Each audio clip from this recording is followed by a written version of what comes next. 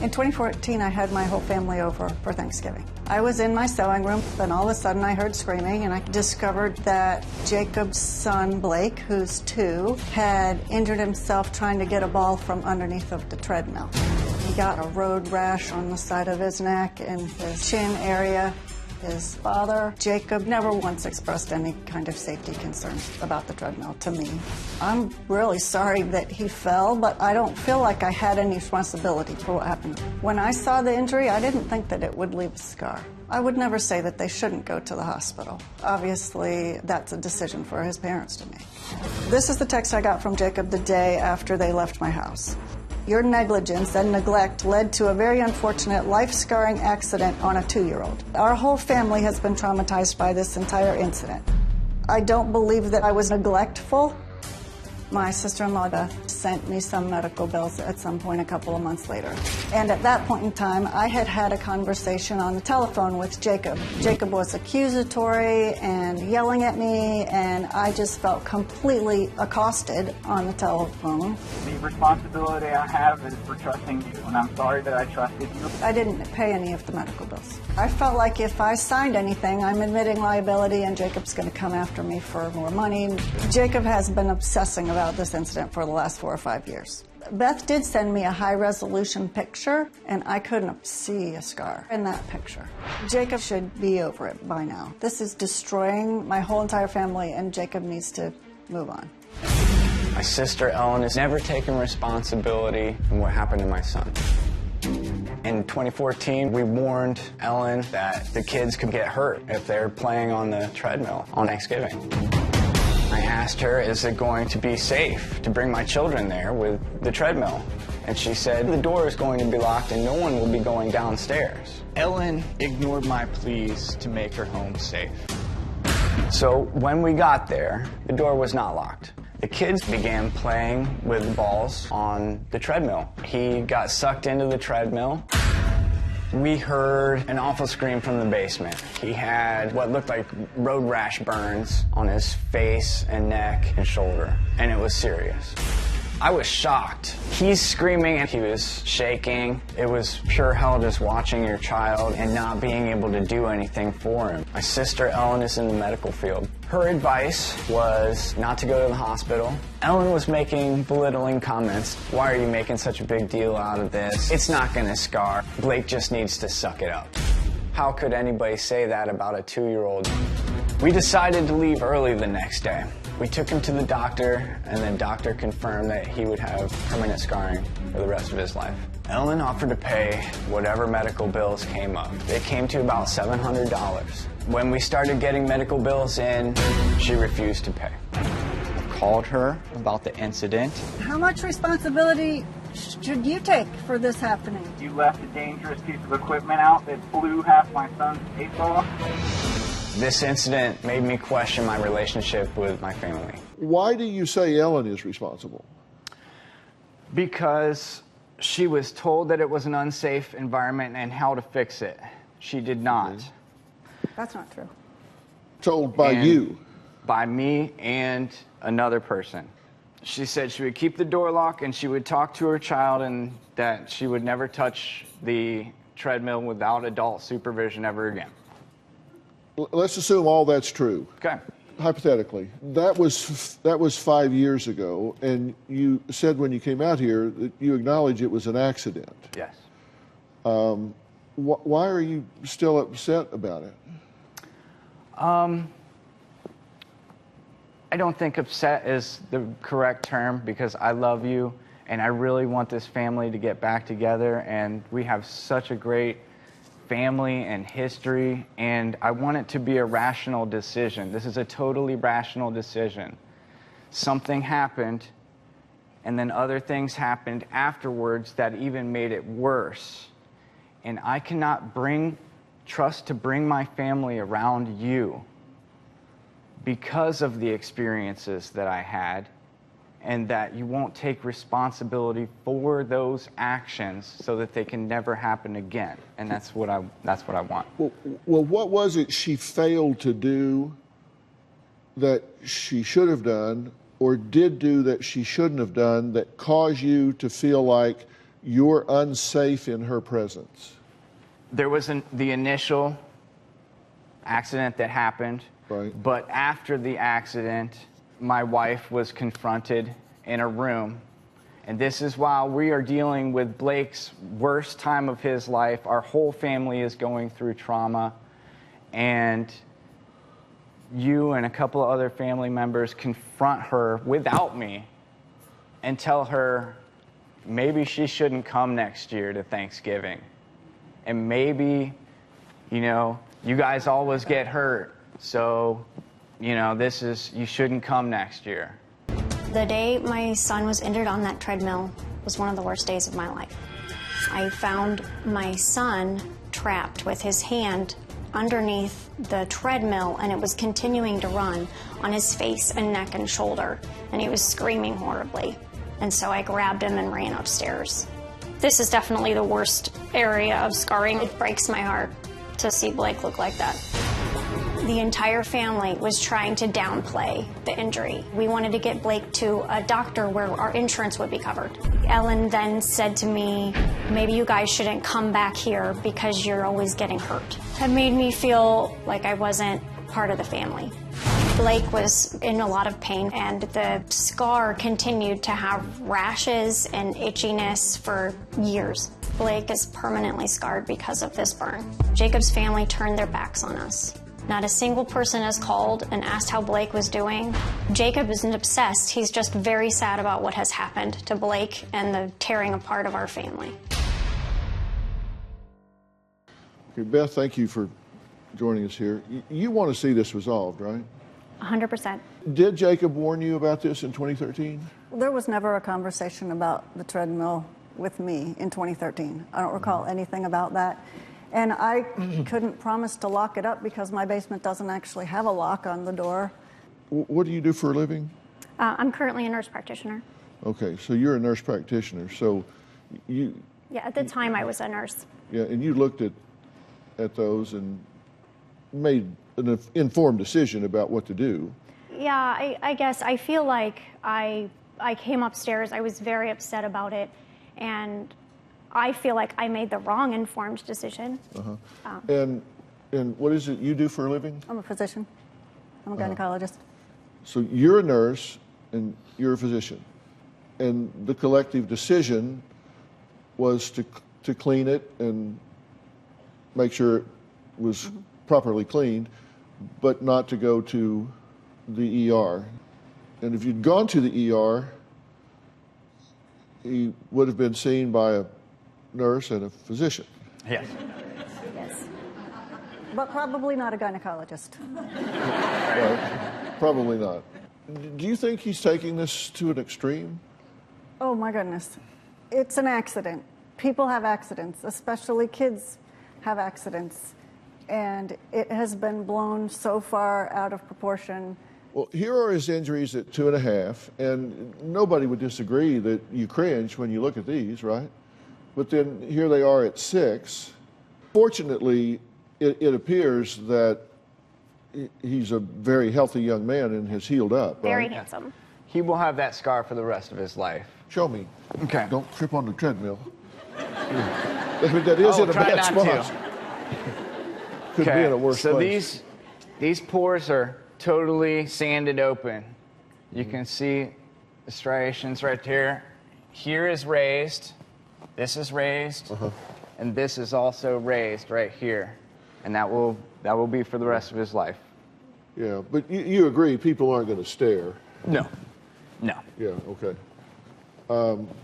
And I certainly don't mean to trivialize the trauma at the time, but this is 5 years on. And to look at some of the language that you're using to describe this, I am somehow the bad guy, uncaring to ask us to babysit, suffering a horrible life-changing wound due to her negligent behavior, uninvitation, her decision to abuse her family in this way, abusively negligent, resulting in the scarring of a small child in her house, negligently harm children, victim, shame, generally don't care about the well-being of my family. Then I look at those pictures at 6. What else is going on here? I don't really know. I wish I did know.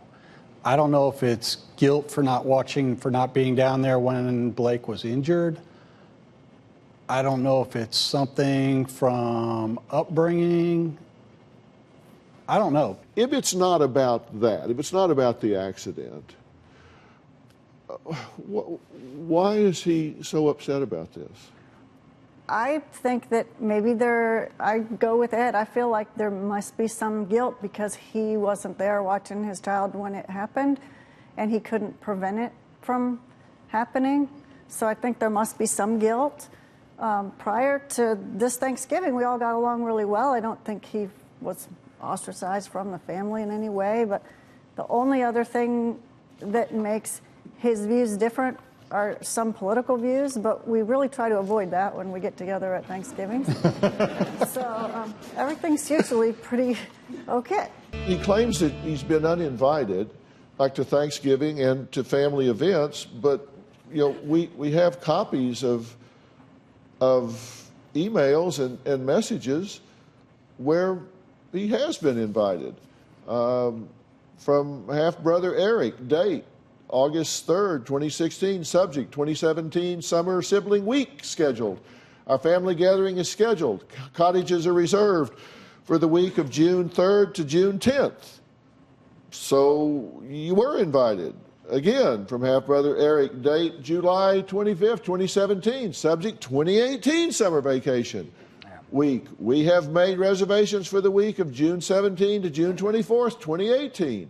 So, I mean, you are getting invited. You're not getting left out. You want people to take sides in this war. He might have said that, but I've been kind of in the middle, and he's never asked me to take sides on either side. It's not out of spite. It's not out of anger. It's not because, I feel bad about my own actions and I need to take it out on you guys. It is purely reasoned. I need to be able to trust that this kind of accident will never happen. And to do that, I need to have responsibility, not blame, responsibility. And I think this is where the wording of our discussions have been triggered by the words. We don't want blame. We only want responsibility so that I can trust that not only this will not only happen again, but that the harassment of my wife and my family being uninvited from Thanksgiving never happens again. And you are correct about the summer vacation. We were invited, and I took that off of my post because that was incorrect. And I am not here to be anything but truthful and open and loving and caring. And I really think that's how we're going to get through this. The conversation that happened on the day after Blake's accident, my sister-in-law, Eric's wife, Debbie, and Beth, and I, and several of the children are sitting around in my sunroom just talking as girls do at Thanksgiving when there's time to spare. We're talking about all kinds of things. And then, so I made a comment that Jacob had this argument with Kenny the year before and this year, so do you really want to think about whether you want to come? It was kind of an offhand comment that had no ill intent. There was no uninviting from Thanksgiving or anything like that. It was just conversation, and it was taken totally out of context. So that Jacob is calling this comment verbally abusive, I don't feel like I was verbally abusive to you. I had announced that we were leaving. That was like actually 2 days later, and I was like, we're going to leave. And I felt like everybody's kind of shocked that we were leaving early.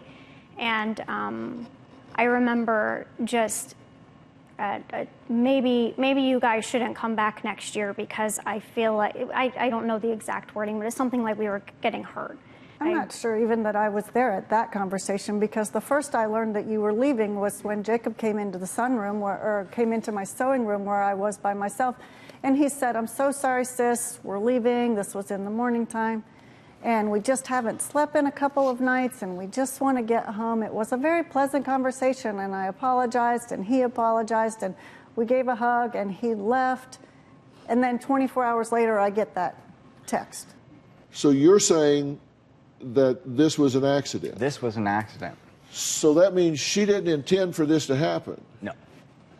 She wasn't there. Mm-hmm. She didn't intend for it to happen? Correct. It could have been prevented, same way where you put a gun in a case because you don't want children to mess with it. Right. We asked her to put this in a safe position so that the children wouldn't play with it also. I don't see dangerous equipment as anything but needing... Okay, I'm glad you brought that up. Okay. I want to write down a chain of events for you here. Okay. There's something that I refer to as AEF. That's accident enabling factors. Accidents happen, but certain things have to occur for accidents to happen. And you're saying, I warned her in 2013. Correct. You say no, but he says yes. Let's assume he did. You had foreseeability. Whether you told her or whether you didn't, in 2013, you, not her, you say, I had foreseeability. Right. I had the ability to foretell that this was dangerous. I could foresee that this was dangerous. Yeah. Okay? Whose child is it? My child. Okay? Now, let me show you the definition of negligence under the child abuse guidelines. Failing to protect a child in his or her care from inflicted physical, mental, sexual injury caused by the acts of another. Okay? Now, that's one definition. Now, there's another definition that goes on in further detail that says failing to keep a child out of harm's way. You know there's harm, and you fail to take the child out of harm's way. That's negligent. It's your job, not hers. She doesn't have a 2.5-year-old. You do. So why are you blaming her? If anybody is to blame, and no one is to blame here because there was no intent. Blame and intent go together. Right. If you have a bad intent, then you blame someone. Yeah. If there's no intent, there's no blame. You had no intent for your child to get hurt. And you're saying she's an abuser and she's negligent and she's a death trap at her home? But I'm sorry, Ellen.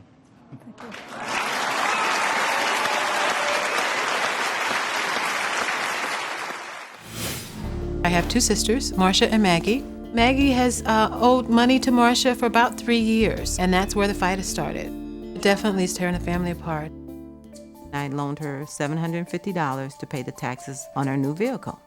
She did lend me money, but it was no big deal.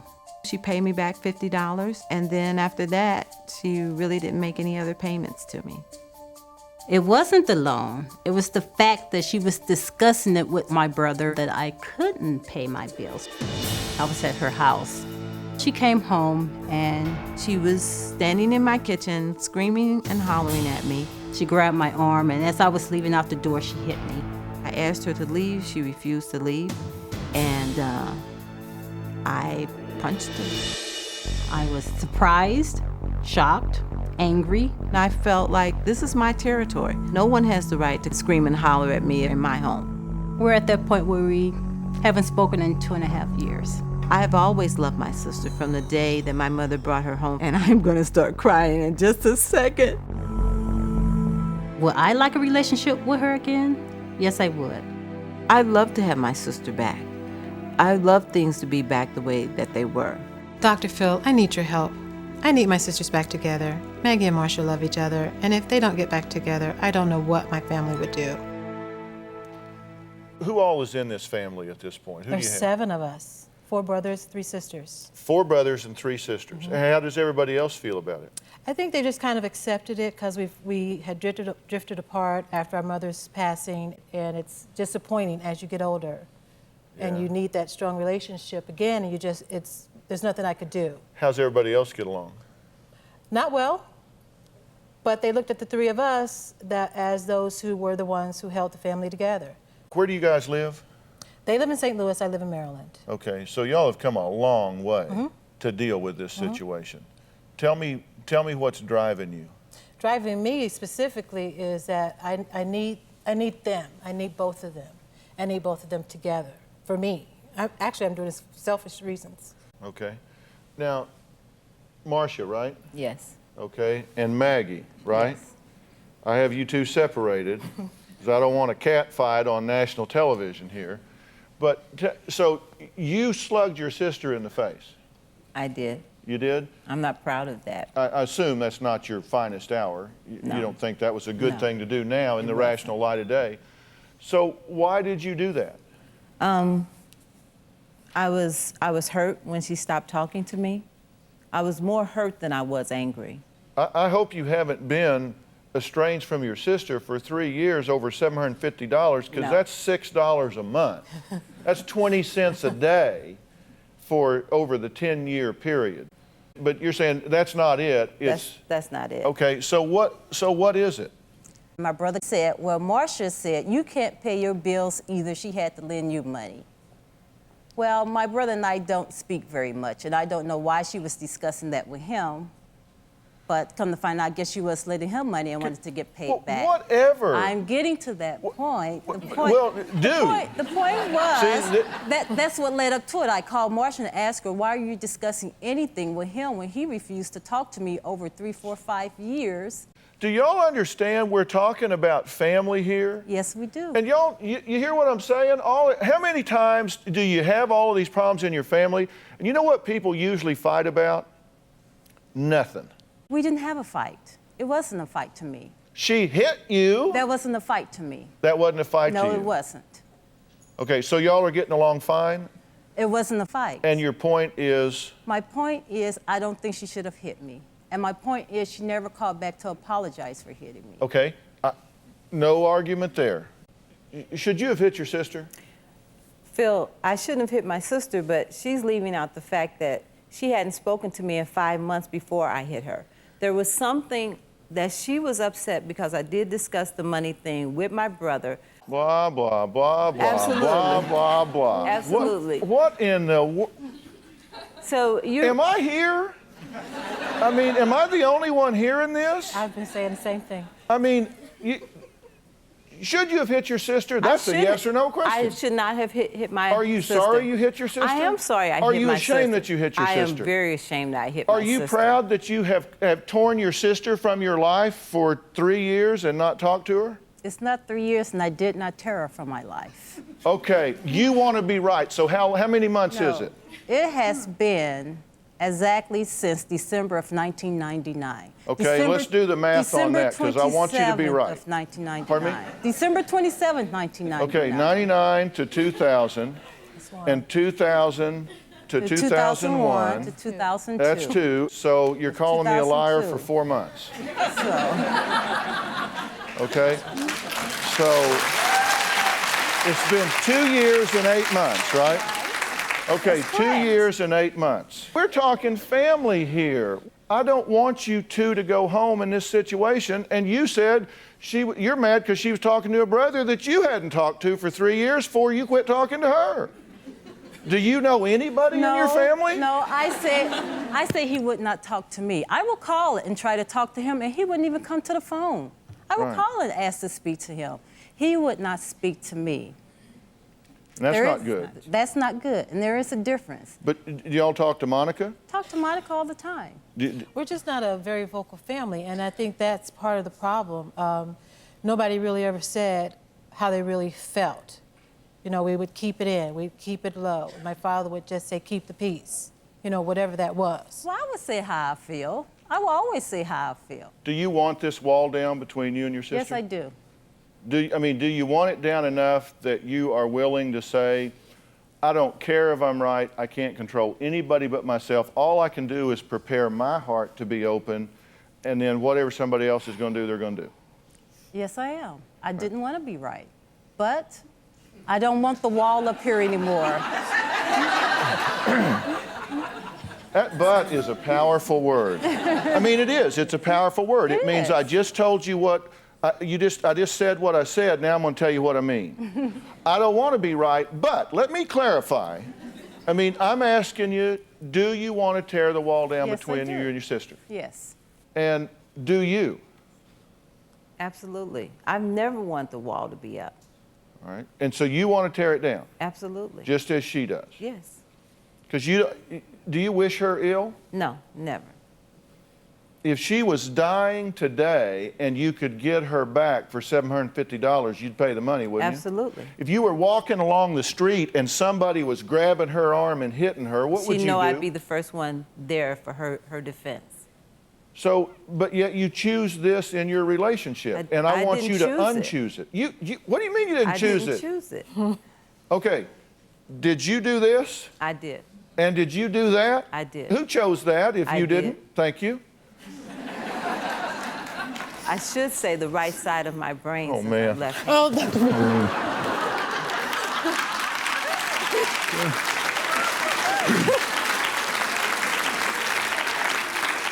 I was deeply hurt because this is someone that could not possibly love me as much as I love her to be acting this way.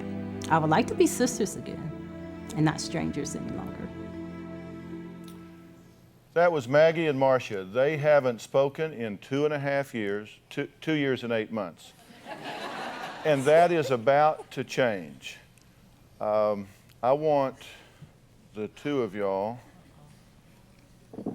to look each other in the eye. And I want you to scoot up.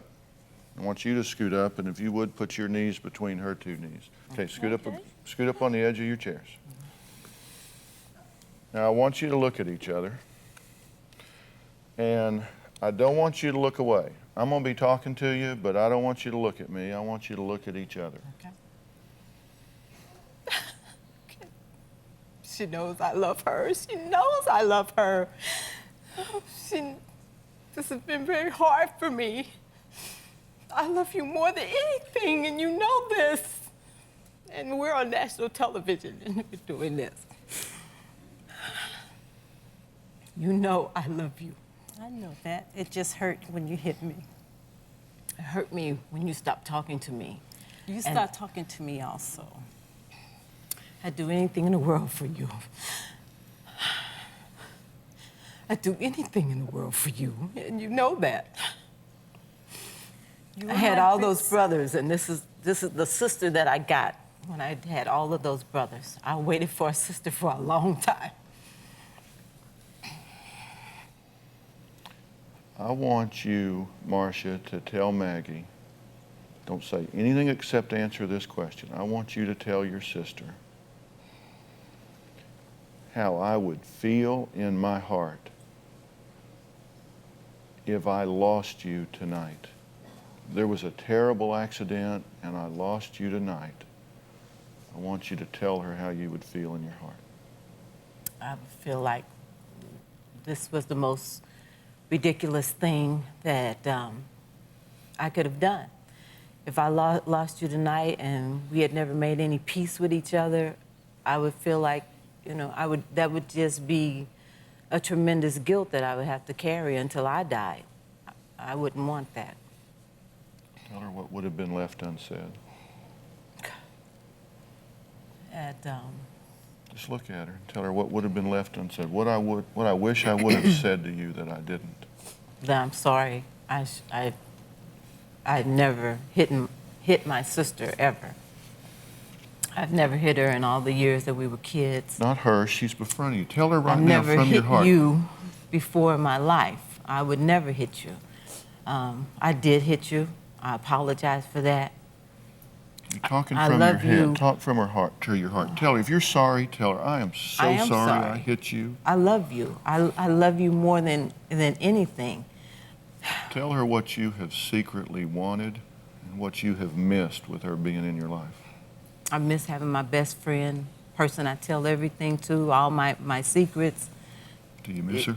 I miss her. Then tell her I The miss holidays aren't the same. You know that the holidays aren't the same. The family feels split up because the holidays aren't the same. you. You want her back in your life? Absolutely. Then tell her. I want you back in my life. Tell her. I want you back in my life.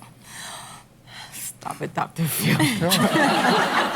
Tell her. Tell her. She's sitting I right want here. you back in my life. Then okay, because that's all I wanted. I want you to tell your sister how you would feel if you lost her tonight. I would feel that it is a great loss to me for all the times that we haven't talked and all the things that we missed out on. And how many times I wanted to pick up the phone and call you, but thinking that you didn't want to talk to me, thinking that you didn't want to be my friend anymore. Because you are my big sister, you have always been my protector, and my protector couldn't possibly hurt me as much as you hurt me that day. I wouldn't have ever thought about hitting you. Never. And I would never thought that you would hit me. But most of all, I would have never thought that you would ever call me again. Just to say, I didn't mean it, I was just angry. Do you want her back in your life? Yes, I do. Then tell her. Tell I her want why. you back in my life because you are my friend. You're my sister, my confidant, my buddy. You're all that to me. No one could take your place. No one has. I just miss that. Do you believe she's sorry? I believe she's sorry. Do you accept it when she says, I apologize for this? I accept it. And are you sorry? I am sorry. Can you forgive your sister? I've forgiven her a long time ago. Tell her because she needs to know. I've forgiven you a long time ago. You may not have known it, but I did. I quit being angry a long time ago. Can you ask her to forgive you? Can you forgive me? Absolutely. No more wall. No more wall. No more? All right. Thanks, guys. My sister Marcie is a troublemaker. Every family function is tension-filled. I am sick of being verbally abused by my younger sister. I don't ever want to cross Marcie because she'll fly off the handle and make my life miserable. Morning, noon, and night. When we're all together as a family, trouble happens. And it's because we're all on pins and needles. She has to have things a certain way. And if she doesn't get that way, she goes off. I'm a good kid. I'm not a troublemaker. She said I'm effing difficult, effing stupid, effing idiot, effing bitch, effing retard. If I had to name the greatest troublemaker in my family, it would be my mom. She blames Mom for everything that's gone wrong in her life. My sister wants her to be Florence Henderson. I feel Marcie is ashamed to be a part of this family for a lot of reasons. She acts as though she was born into the wrong family. She treats me like this second-class person. I'm not ashamed of my family. I get ashamed of my mom. Marcie attacks me about my weight, and it's just done in such a way as to make me feel poorly about myself. My sister has some kind of resentment against me. I'm pretty sure it's jealousy. I do let my wrath out on my family because they judge me too much. I am scared of my sister. She slapped me, she has thrown things, she's broken things. She can get very, very violent. She didn't like how I was driving, and she just flew into a rage and slapped me right there. I ended up with a red handprint on my face for 3 days. Cheryl is not able to say no to Marcie, whether it's money, co-signing, decorating the house. I asked Santa for a spine at Christmas. I didn't get it. I've spent over $6,000 on Marcie. I do think I'm materialistic. I don't think there's anything wrong with liking nice things. My mom had a seizure. I thought she was dying. My entire family blamed me for my mom's seizure because of the stress in the home. The last straw for me was when my mother called me last week upset because my sister said that all three of us kids had gotten together and agreed that my mother was a horrible mother. That was it. DrPhil, my sister Marcie is the family troublemaker, and I can't take it anymore. Please help us before she ruins our family. Well, so you're the accused troublemaker. Yes, in fact, they say you are abusive, that you are unappreciative, and that you are a bully. Okay. What say you? I don't even know where to start, to be honest with you, if you want to help out. Because I could go on, and all my friends, like, when I'm like, they accuse me of being a family troublemaker, they're like, what? You? And I'm just like, yeah. Your and friends aren't there when you shut the door and you go off into a rage. They're not there. They don't see that. You put up a good front. About the slapping thing, Carrie, you and me and Sean have always fought, and you put this slapping thing out. I was just like, horrible clip. Oh my gosh, I would think that I would be the most horrible. Carrie, what had happened, and Danielle agreed with me when she came in and worked the other day, I was turned around talking to them, unbuckled, and you slammed on the brakes, pretending we were going to get in an accident, and I looked over at you because I thought I didn't have my seatbelt on, and I flew forward, and then she started laughing, and I was like, and I think it just came out, and I slapped you because I didn't know what, I was scared. I thought we were going to get in a car crash, and to be honest, I forgot that whole thing. I forgot about Wait, hold on. Let me jump in here just a second, okay? Because there's a couple things she said I got to ask about, okay. And then I'm going to come to you. Yeah. What do you mean it just kind of came out? Well, I mean, I keep talking to these people who just like, whoops, I accidentally slapped you. I was mad and scared. And But I think if I would have done it to her, she would have pounded on me just the same. And I'm just saying, I feel horrible about that. And I said sorry. I remember saying sorry right after, but I didn't know what to do because I had slapped you. And I was like a little embarrassed by it and a lot embarrassed by it. And, you know, you bring it up now. You brought it up to me that one time. Why I'm do you like, defend I'm so sorry. Why do you defend it if you were embarrassed? Why don't you just say, it was absolutely wrong, should not have done it. I said, I'm sorry. I'm very, very sorry. What do you want to say, Cheryl? I want to say that I left when Marcie was 18 years old on her 18th birthday. Probably a bad choice. I made another choice to come home because I wanted to be with my family because I really wanted to be home. Mom, you made you went into New Day Center. Dad put you into New Day Center because you were an alcoholic. I remember being in 2nd grade and you did this, and then you told Annie Jane that on Marcie's 18th birthday, I am going to leave. On my 18th birthday, me and Dad were getting ready to go home from the gym, and he goes, I have something to tell you, and he just started bawling. I mean, what is it? And you left. Okay, Sissy, and it hurt me. You don't think that has... Me, Sissy. Okay, this is about getting help so that when we want to have a family event, it hurts, and you have to understand it hurts, and you have to understand with your smoking.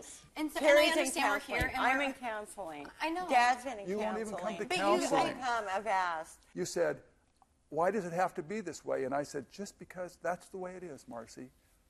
It's just the way it is. And we have to deal with what is. And you said, I don't want to, you don't know anything, and you started going into one of your tantrums, and you effing me right out the door. If you're so unhappy with the way these people are and act, why are you living at home at 24 years of age? Okay. I mean, go... That is ridiculous right now.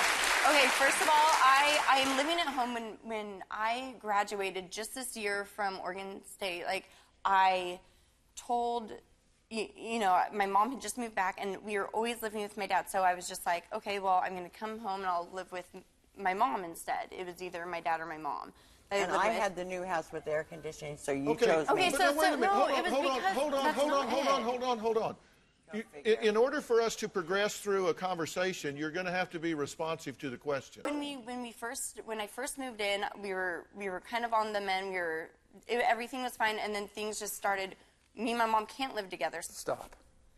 Why do you do things like rearrange your furniture, take all her stuff off the walls, hide it in closets? She goes, Marcie, help me decorate the house, help me do everything. So I'm like, okay, and so we were still... You don't do that with her. You do it without her. No, and because you don't compromise with me. I'm like, hey, what about this? There's Does this no look good? compromise. It's her house. And I understand that. If she disagrees, then you just let it go. I'm not being here. I don't want to be here. You what? I just don't want to be here. Like, it's ridiculous. I can't ever talk and say, this is why I'm feeling this way, guys, and why don't you listen to how I'm feeling? Marcie Jane Aker, I love you more than life itself. I know, and I love you the the most same. proudest mom And I am there. too. But You want to be, I want to be the mom, not the money. You aren't the money. You throw that in my face. I don't want the money. Sissy, where are you going to go?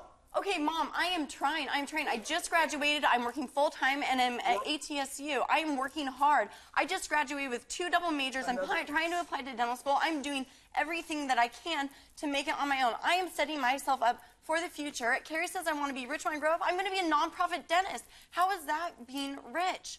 How is that being rich? How's that? And Carrie, you've been so jealous of me since I was little. It's been ridiculous. My sister's This no, is how it goes, but and it's it won't true stop. because I It won't can't stop. explain it. Okay, And- stop. and- Stop for a second. Okay. just Well, wanna no, say- I'm serious. I agree. Hold on. Fine. Stop. I am interrupting you because you're not going to dominate this conversation. There are 4 people here, and they have the right to speak.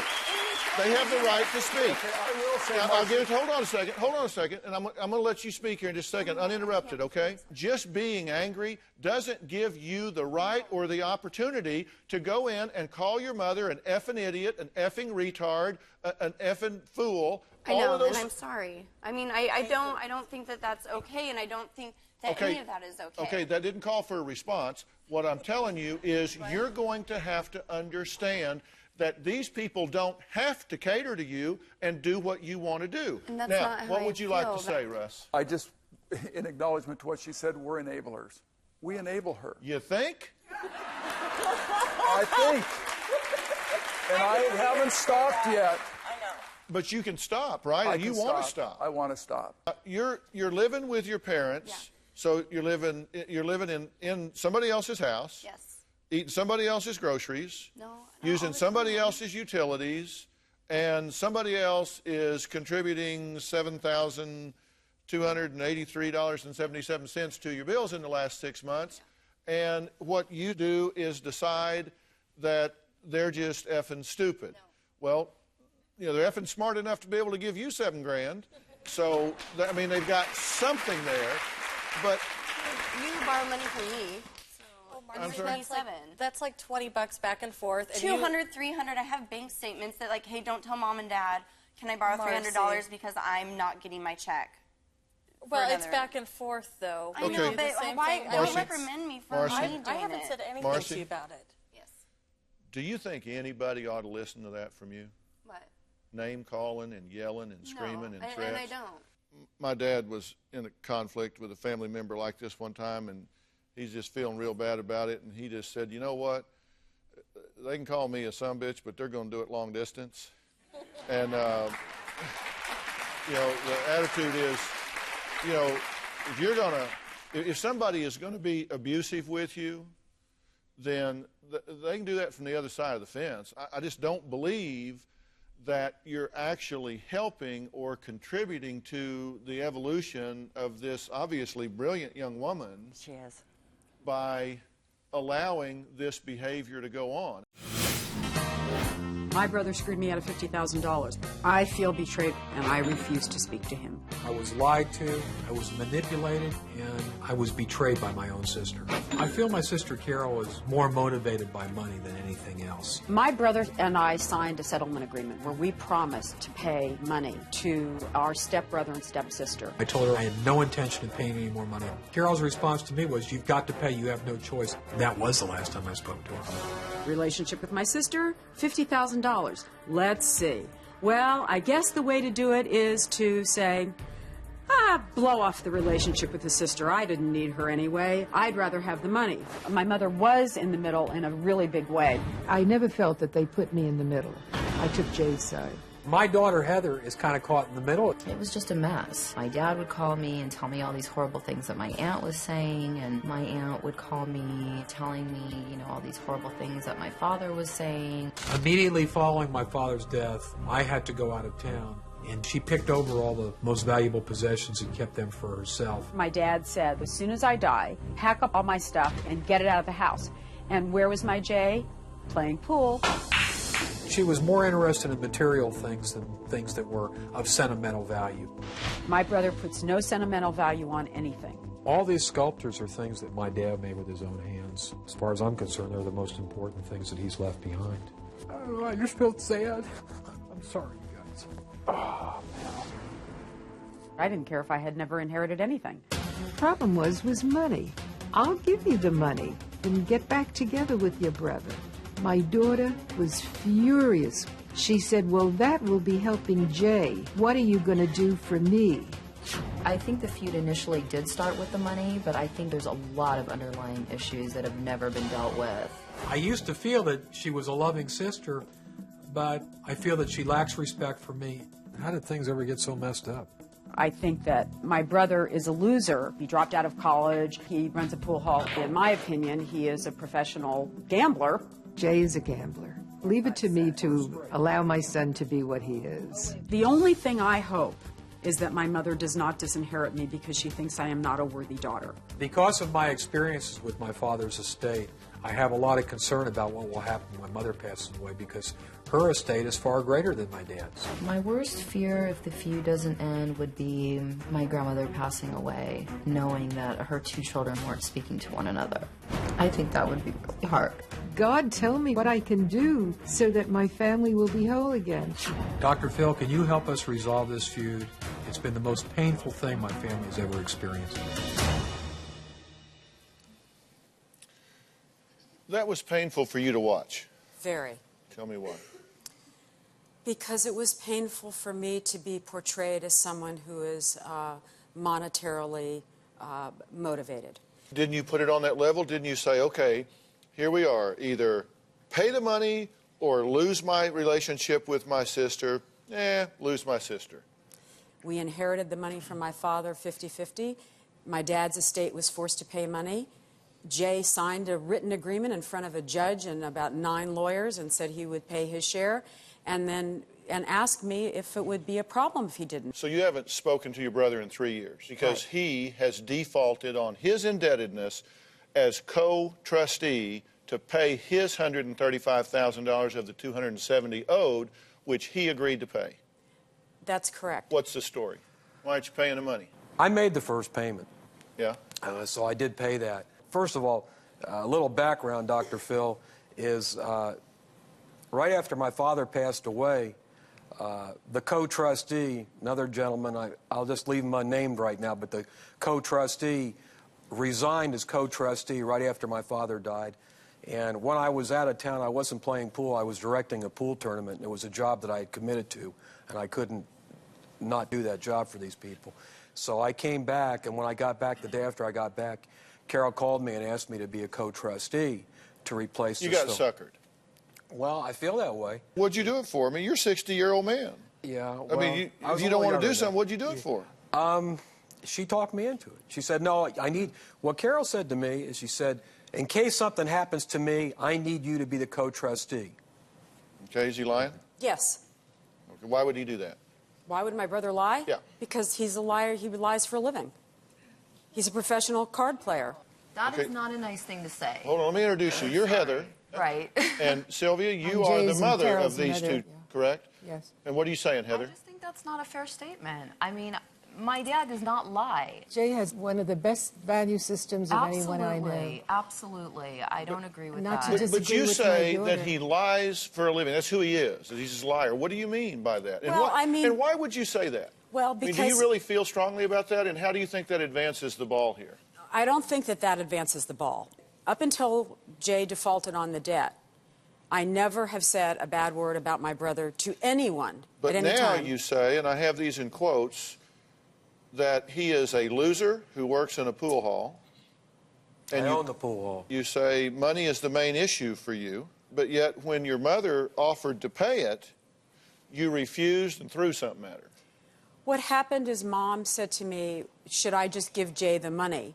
And I said to her at that point in time, first of all, this is about Dad's estate, and if you're going to give money to Jay, That's great, and is Jay going to then be obligated to pay you back? First of all, I want to make something very clear.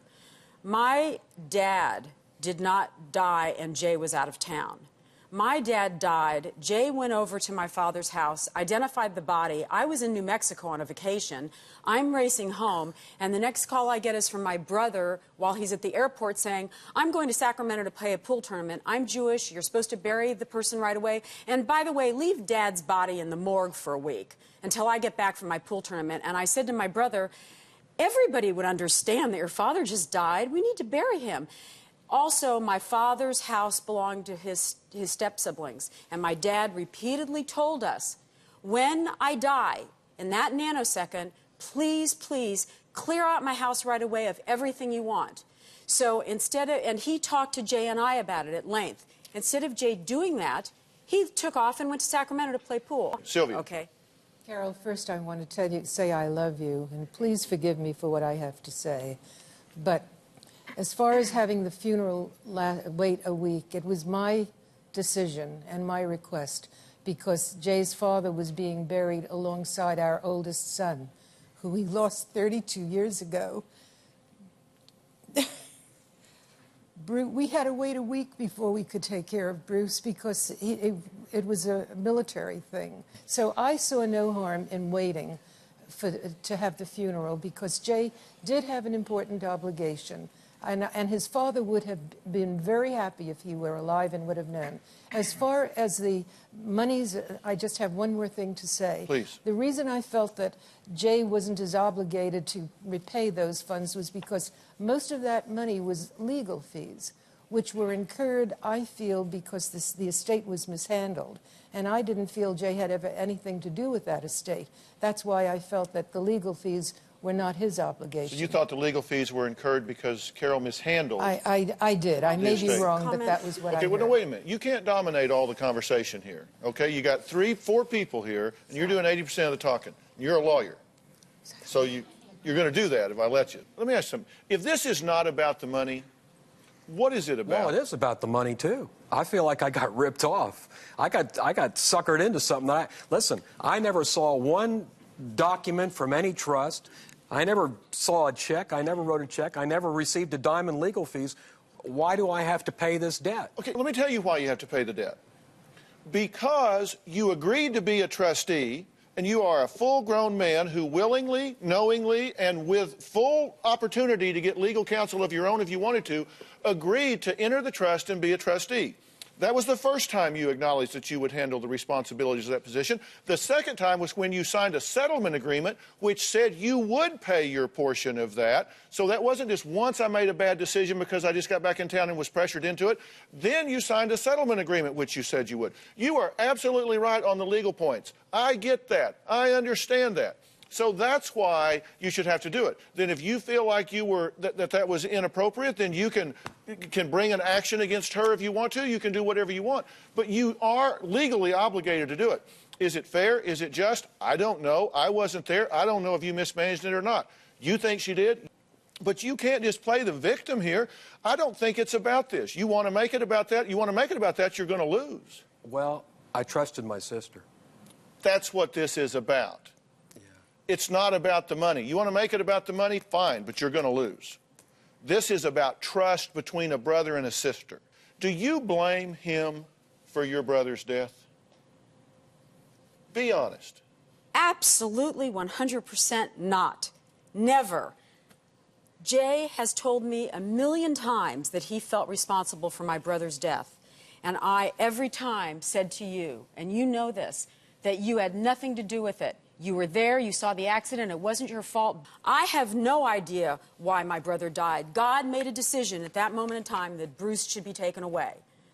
That has nothing to do... You don't hold resentment towards him because he changed the seat in the race car. You don't think that his malfeasance, even at a subconscious level, you don't resent him for that. And not... I'm not saying you do, I'm asking, because I've read emails that you provided that certainly suggests to me that this is a painful, unresolved thing for you. Right. You hate yourself, Jay, telling me, you told me many times you think you killed Bruce, and maybe you did. I don't know, because I wasn't there, but I never... saying that. I don't remember ever saying Well, that. Dr. Phil. Maybe you did, I don't know. That doesn't sound very supportive, and I'm not saying you're... I'm First just of all, that asking you. email didn't get sent. I know it Yeah, didn't. it was I just know it didn't. You frustration. provided it to us because you said that is exactly how you currently feel.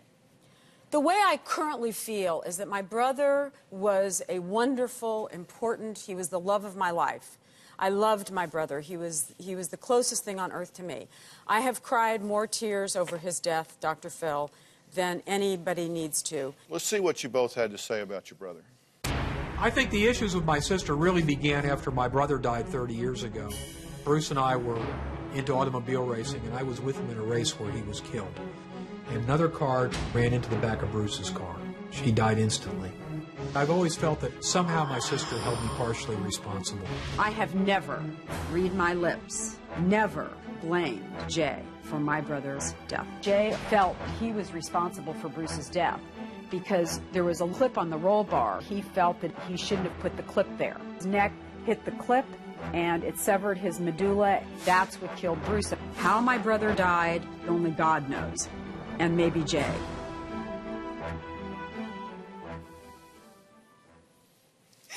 So sorry.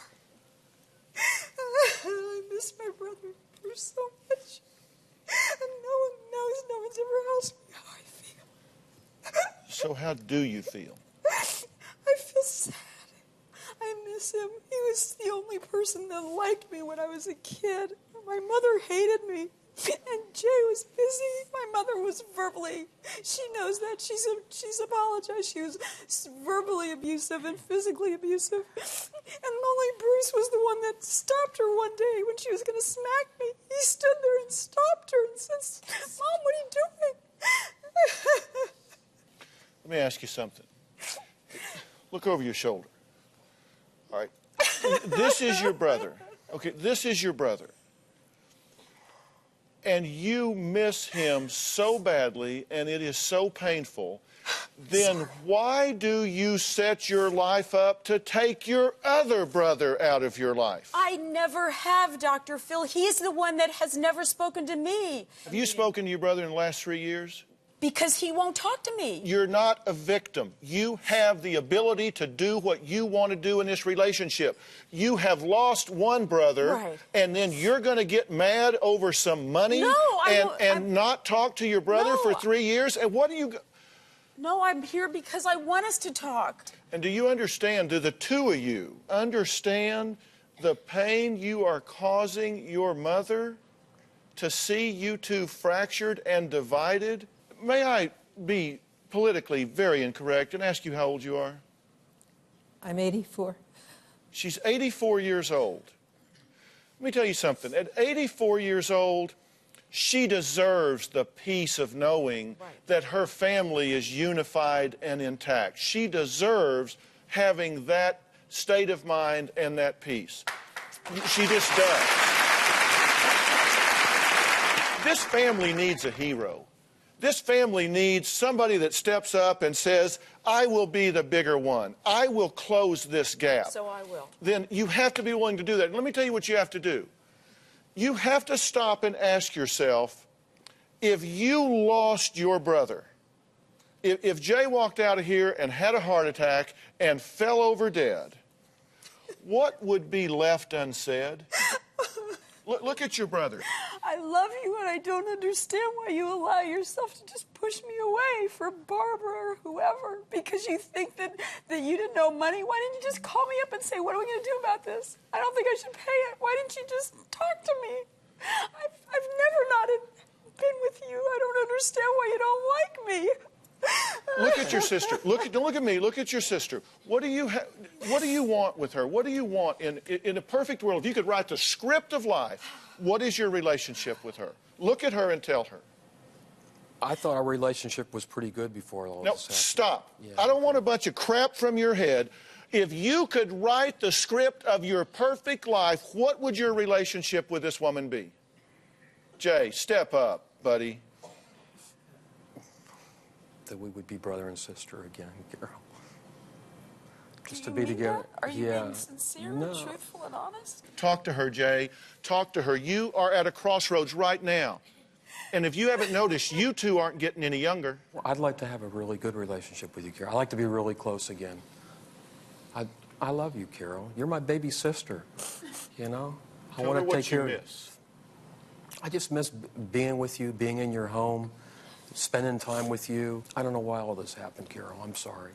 I want love in my heart forever. Okay. And if I fight with you, I can't complete that. And if you feel that you have a problem with me, when have I ever not been there for you? Ever. Tell me when. I want you two to agree to spend time together. And I want you to agree that under no circumstances will you discuss this money issue for 90 days. A boundary is going up. You have to just talk about your relationship. Will you do that for me, Jay? Yes, I will. Carole, will you do that for me? Yes, I will. Okay. And please, please, will you be my traffic cop here, Mom? Will you make sure that they do spend time together? Heather, will you help? Absolutely. Off the table. Thank you so much. If there's any fighting, you call me. I will, definitely. Because I will open up a can of whoop ass you won't believe. All right? Thanksgiving is a time when most loved ones cherish each other. But in the early morning hours following Thanksgiving Day in 2013, the Hutson family celebration turned deadly. While her father was out shopping Black Friday sales, 19-year-old Rachel looked her very own mother in the eye and fatally shot her. She then called her father and confessed what she did. When he didn't believe her, she texted him a bone-chilling photo of her mother's body. It was a grisly crime that had friends and family asking why. Take a look. A 19-year-old woman is behind bars because police say she murdered her mother. She shot and killed her mother just hours after Thanksgiving. According to the medical examiner's report, 58-year-old Susan Hutson died from a shotgun blast to the chest at close range. Donald Hutson, shopping at Walmart, gets a chilling call from his teen daughter that she's, I guess, angry with her mom when he doesn't believe her. The daughter sends her father a confirmation text of her mom's dead body.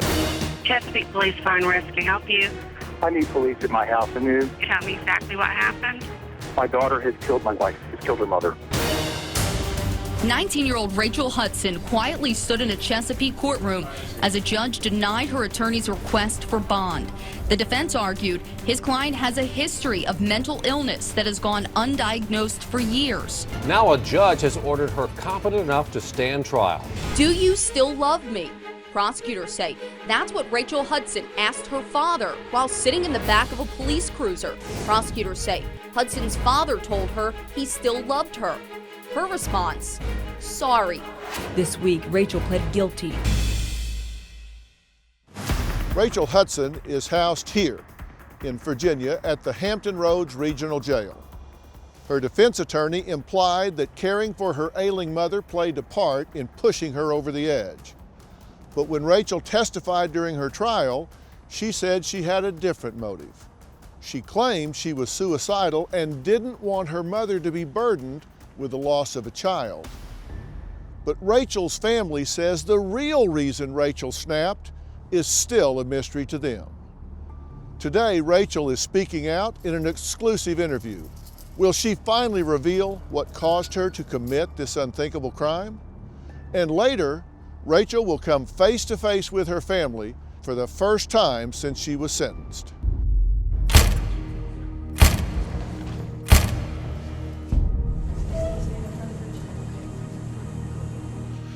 How are you? I'm good. I'm DrPhil. When this happened, and by this, we're talking about the night that you picked up a gun and shot your mother, that was just over 2 years ago. Yeah. There's only one person that really knows what happened that night and why you did what you did, and that's you. So that night, you were home alone in the house with your mother. Yes. And you had a shotgun. Yeah. Where did you get the shotgun? It had been in my house for a long time. I had an old gun safe in my closet. I think I was actually the only one who knew it was there. When you woke up that morning, that was Thanksgiving Day, correct? Yes. Did you have any idea in your mind of ending your mother's life that day? No. Is that a day that you enjoy, Thanksgiving? Yes. So historically, throughout the years, was this a happy day at your home? Yes. And at some point, things took a turn. When did it take a turn? About 1 o'clock in the morning. Tell me about it. Everyone had been really tense and upset lately in my family. Like, we were all under a lot of stress, and we had been, fussing and fighting a lot. And we had promised that we were going to get along better.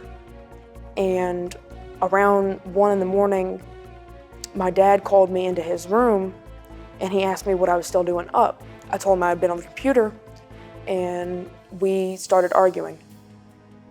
And I remember just at that point, it felt like nothing was ever going to get better, nothing was ever going to change. It's always going to be just stress all the time. Like, I knew things weren't going to get better once my mom passed. I just knew I had bad years ahead of me. Did you lose hope in that moment? In that moment, it just really hit me. Everyone was just under tremendous pressure.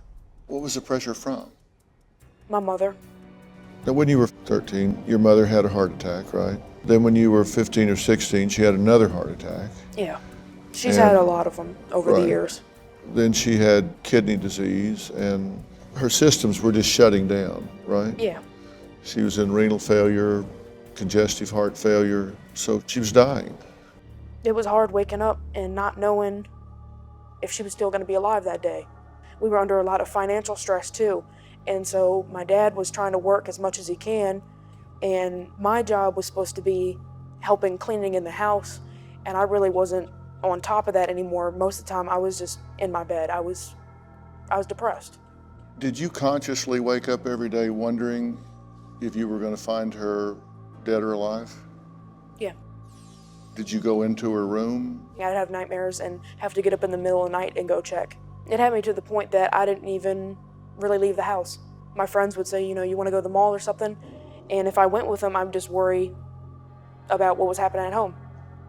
As ugly as this may sound, were there ever times that you wished that you would find her dead so it would be over?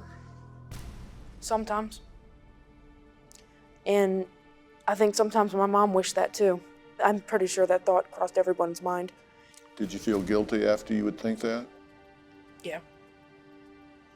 Did you ever say that to her in anger? I think one time. And it really hurt her feelings, so I never said it again. So you leave your father's room sometime after 1. Yeah. And then he leaves the house and you're there alone. Yeah, he storms out of the house.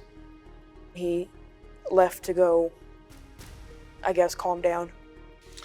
So he storms out and you're there now alone with your mother. Is she awake? Yeah. Was she hearing this argument? Yes. Was she part of it? No. Okay, so you go into your room. Take me through the process where you go into your closet and get the shotgun. How long after he left the house before you thought to go get it? Probably about 20 minutes. What did you say to yourself that even made you think about that gun being in your closet? I wanted to kill myself, and I was thinking about how I would do it. And I just had an overwhelming sense of just wanting not to be there anymore. You wanted to die? Yeah. I thought that the quickest way would to shoot myself. Were you sad or were you mad? I was numb. It was like I had cried so much I couldn't cry anymore. So you go in the closet and get the gun? Yeah. When you felt your fingers go around the barrel of that gun, did it seem real to you at that moment? No. I mean, did you realize at that point, I'm getting ready to kill myself here? No. What did you think? All I could just kept thinking was the same repeating thought that it was just going to be over, it was going to be over, and everything was going to be fine. The pain will stop. Yeah. The hurt And that will stop. I won't have to deal with anything anymore. It'll just be done. I don't have to worry about anybody ever again. I felt like I was part of the problem, that I wasn't being responsible enough in my life. I wasn't doing enough in the household. I felt like I was a bad daughter. Do you think they'd be better off without you? Yeah, I really did. Did you write a note? I did. I wrote a suicide note, and I'd put it in the hall. Was that note ever found? I don't know if the police ever picked it up. My dad, I don't think ever saw it. What did the note say? It said that I was sorry, and I had different instructions to where I wanted my property and my pets to go. Was the gun loaded? No. So you had to put the shells in the gun? Yeah. Did you load it right away? Yeah, but then I sat there for a long time. And then what did you do? That's when I started worrying about who exactly would find me. Then you decided that your mother would be the one to find you? I think she would have if she heard the sound and not know what it was and come to investigate. And so you decided what? I started thinking that by killing myself, I'd be killing her anyway. I really felt like my family would have been better off without us. So I should just take us both now. Is that what you're saying? Yeah. I didn't stop to think about the consequences. At the time, you thought, she's going to die anyway. Why make her go through all of that? Yeah. Why make her go through the shock of finding me, the pain? I felt like she didn't need to know that. So you load the gun and you walk out of your room with a loaded shotgun, and you're now looking for your mother. Do you know where she is? She had been calling my name. Why? She knew I was upset because of my argument with my dad. So it's now after 2 o'clock, right? Probably. And you walk into her room Yeah. and you have the shotgun. Yeah. And when you walked in carrying the shotgun, was she startled? She looked like it was just another thing going wrong. I think she said something along the lines of, "Oh, great." She was saying, like, "Just wait until I tell your dad about this." And she thought I was being overdramatic. She thought that I was doing something like a cry for attention. So she said, "Oh, great, wait until I tell your dad." Yeah, and I told her that I was sorry, that this was what had to happen, and she told me I was crazy. What happened next? I shot her.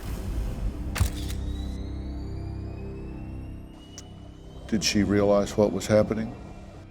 I don't think so. Was she looking at you? No. She was looking for her phone to call my dad. She was looking away when you shot her? Yeah. Did you shoot her to keep her from making that phone call? No. I wasn't really concerned with her finding the phone or not. I didn't think that it was going to matter. Because you were going to kill yourself anyway? Yeah.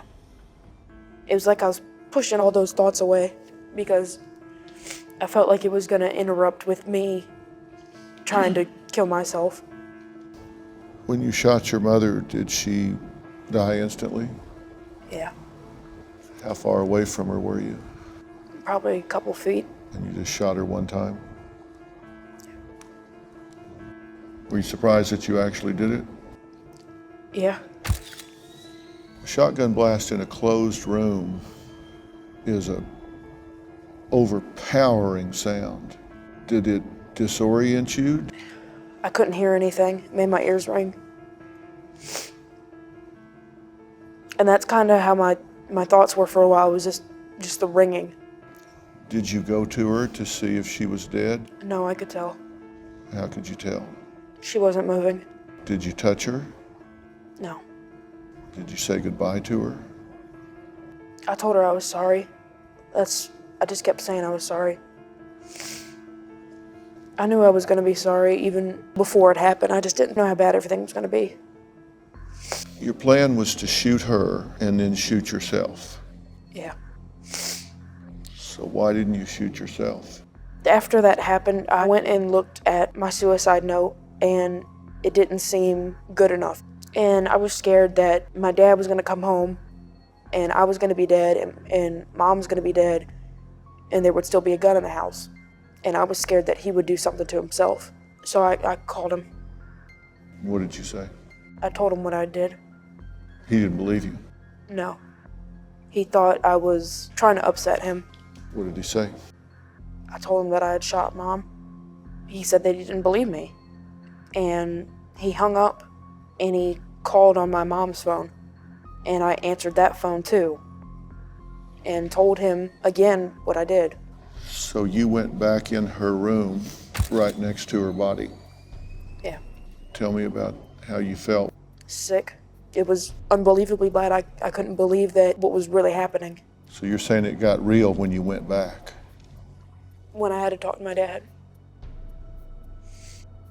So you answered the phone, and what did he say this time? He kept telling me to put Mom on the phone. And I kept telling him that she was dead. What did he say? He still didn't believe me. And I wanted him to believe me because every second of reality was unbearable. And I really wanted to hurry up and be gone. It was like every second it was getting worse. Why was it important that he believe you? I don't know. I just wanted him to understand. I didn't want him to think it was his fault. So how did you convince him? I sent him a picture. You took a picture of her right there. Yeah. On the bed. Yeah. Graphic enough that it was obvious. Yeah. How did he respond? He was asking me, how could I do this? And I told him that I was sorry. I just kept saying I was sorry, that I was going to kill myself. What did he say? He told me not to do that. He couldn't lose both of us. So why did you not do it? Because I realized that I had already just hurt my family really, really badly. And if I were to kill myself, that would hurt worse. Did you decide not to kill yourself while you were on the phone with your father? Yeah. And I knew that I had messed up. Chesapeake Police Fire and Rescue, help you? I need police at my house. And you Tell me exactly what happened. My daughter has killed my wife, has killed her mother. Were you insane that night? Had you lost your contact with reality and reason? I think so. When you pulled that trigger, did you know that that was wrong in that moment? After, I knew it was wrong. I just didn't think it was going to matter because I didn't think I was going to be around much longer. At that point, did you think, I'm going to jail? Yeah. At trial, your lawyers seemed to be advancing a defense that you had been burdened with taking care of your sick mother and that it was just more than you could bear and that you snapped. What you said was the problem was just the pain of watching your mother die. I wasn't upset taking care of my mother. You know, I could see how bad she was declining and just knew that, you know, it was coming. You say you got to where you didn't even leave the house, so one way or another, you were plugged into this 24/7. Yeah, it was my reality. Whereas your dad, he had to leave and go work, which did give him a break from it, where you didn't get a break from it. And your sister moved away, but then moved back. Did she help out? She would come pick up my mom for dialysis. She was starting to do that more often, but she wasn't around that much, I don't think. Could she have helped more? Yeah. Did this rob you of your childhood? Did you miss a lot of things because you had to stay there? Yeah. But on a conscious level, I wasn't upset about it. Like, I just felt like, you know, my parents had always taken care of me. Now it was my turn to take care of them. I felt like, you know, it was necessary. All of this started to have an effect on you. You were having problems with depression. Were you getting any treatment for your depression? No. Why were you not getting any treatment for it? We didn't have the money for anything. And I felt like, you know, we're paying thousands of dollars every month on my mom's medicine to keep her alive. You know, how am I supposed to come up there and be like, oh, by the way, I'm depressed? You know, everyone was upset, and I didn't feel like I had a right to, you know, there was more important things going on. Had you ever thought about killing yourself before that night? Yeah. Had you ever tried? Yeah. How did you try before?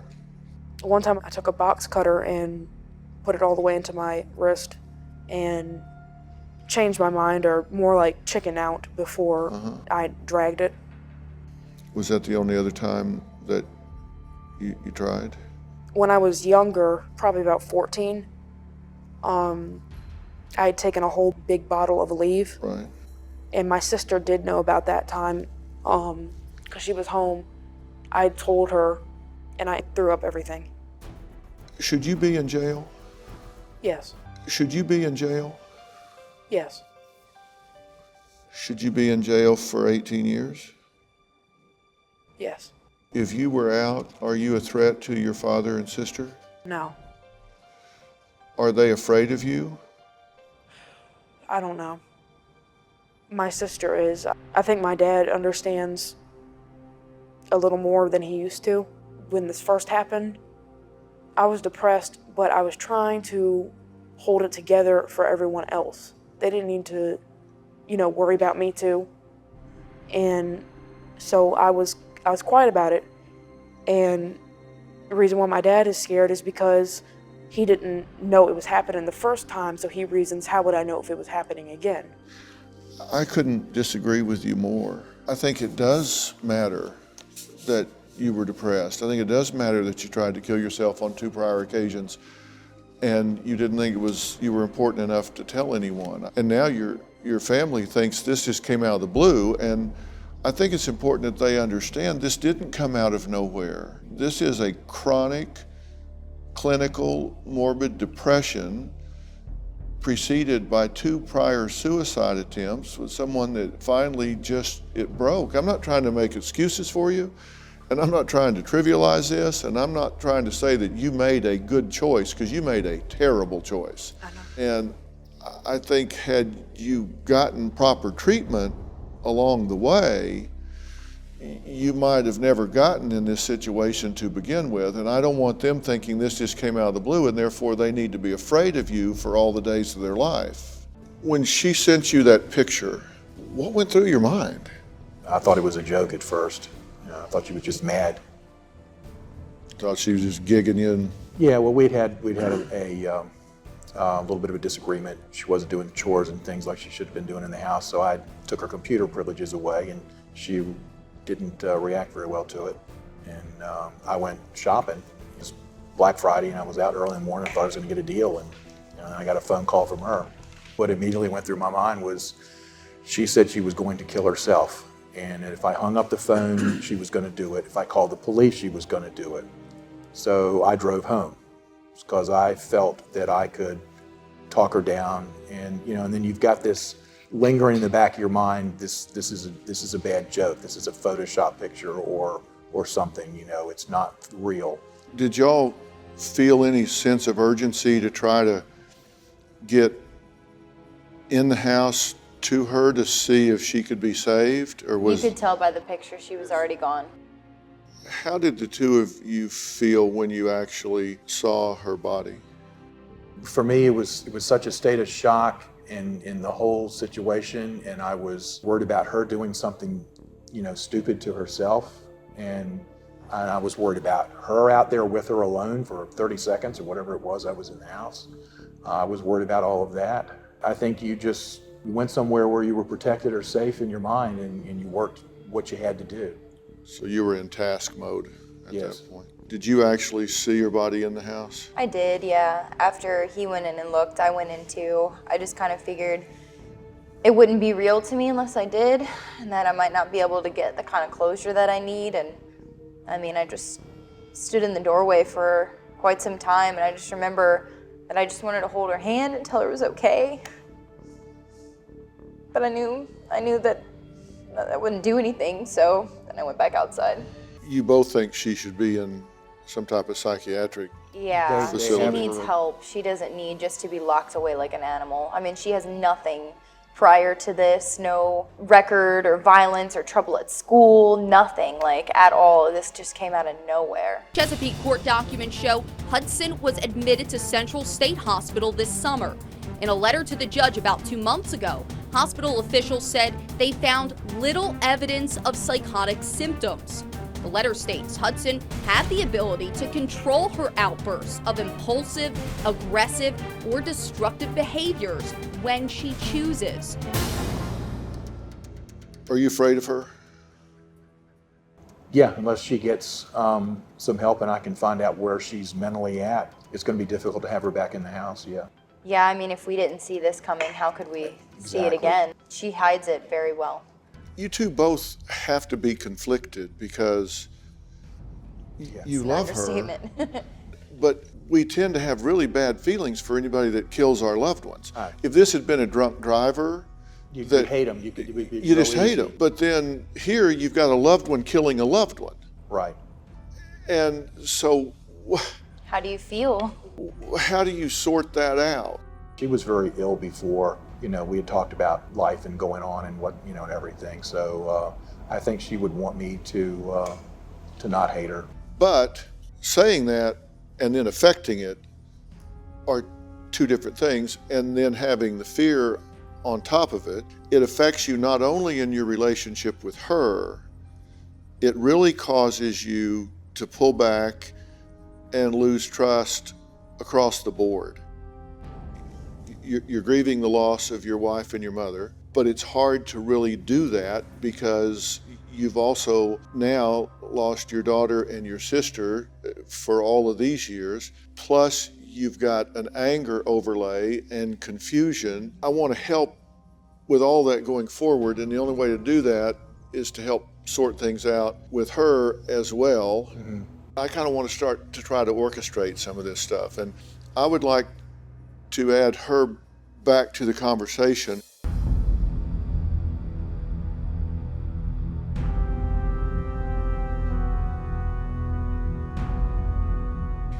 Hey. How you doing? I'm doing okay. How long's it been since everybody's been together at one time in the same 2 room? years for her and a year and a half for me when she was at the state hospital. I'm absolutely about the reunification of family, so I'm glad that I get to be here when you're all in the same room together. This is an awkward and challenging family dynamic, right? Because you love your father and you love your sister, and they've both made it very clear to me that they love you. But it's one of those things where I've said, I love my daughter, but she did kill my wife.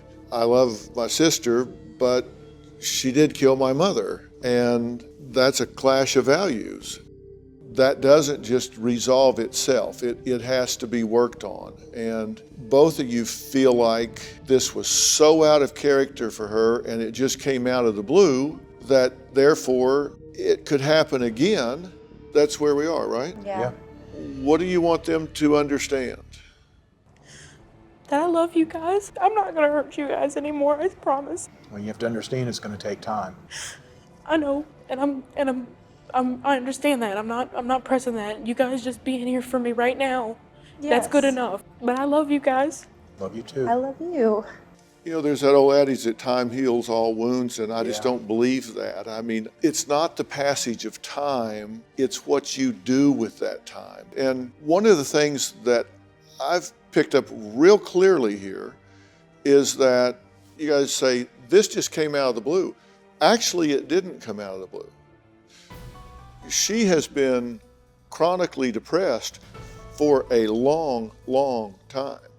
And I think she's had a lot of suicidal ideation. And at no time did she ever make a declaration about this. At no time through this did she ever get any treatment until finally it rears its ugly head. And what people do when it finally gets to the point they can't take it is they do what's called dissociation, where they just pull out. And you say she looked down, looked back up, and it was a completely different person. Yes. That's called dissociation. I'll never forget that look. But in that moment, they are a different person with a different value system, with a different yardstick of measuring right versus wrong. And I'm not saying the murder was predictable, but I'm telling you the break, the snap was predictable. By the time she is folded back into this family unit, I don't think you are going to have to be afraid that something's going to come out of the blue. And the other point I want to make, I think sometimes we really have to understand that you don't have to love everything somebody does to love that person. What she did was a hateful thing. And I told her straight up, depressed, not depressed, whatever. She did not have the right to make the decision to end her mother's life that night. Do you have a story or a question for me? Click the link in the description and tell me what in the world is going on.